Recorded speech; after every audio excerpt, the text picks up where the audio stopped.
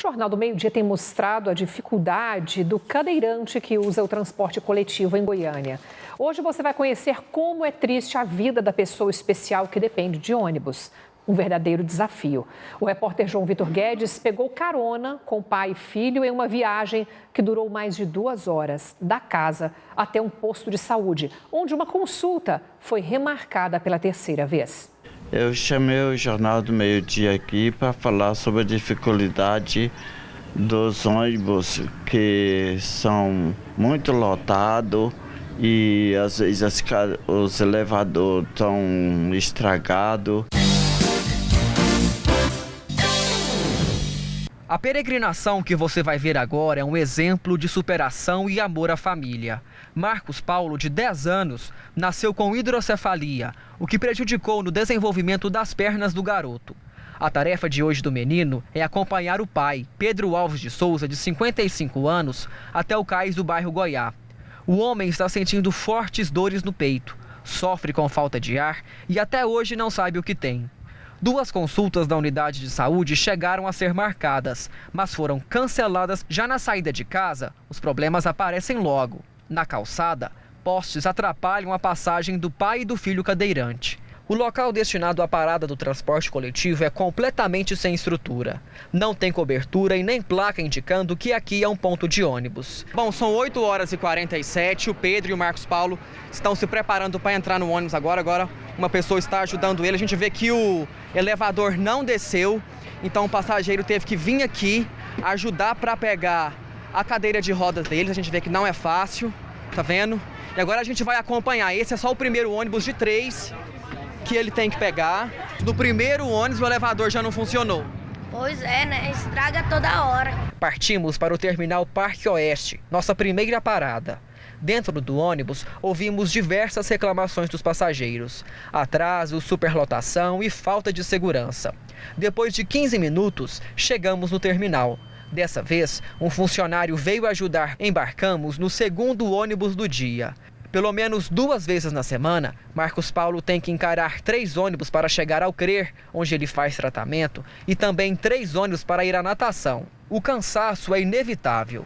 O ônibus acessível seria a solução para a criança. Evitaria 12 viagens por semana, contando as idas e as voltas, sem falar nas dificuldades do trajeto. Pegamos o 3º ônibus em direção ao cais do bairro Goiá.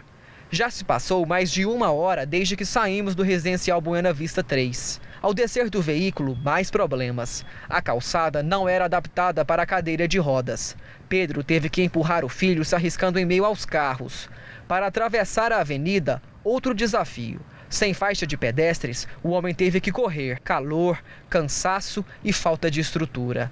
Tudo isso para conseguir atendimento médico. Depois de mais de 2 horas, chegamos ao cais do bairro Goiá. A consulta do Pedro foi remarcada pela 3ª vez na próxima quinta-feira, dia 19. A dificuldade é por causa dos ônibus. Cara, tem que arrumar esses elevadores logo.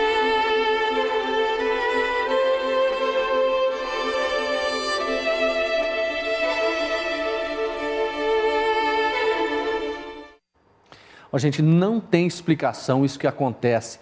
Olha, 2 horas nesse sofrimento com a pessoa na cadeira de roda, esse garotinho que teve hidrocefalia, sobe e desce do ônibus, nem sempre o ônibus tem aquele elevador, aí chega lá na unidade de saúde para fazer a consulta, não.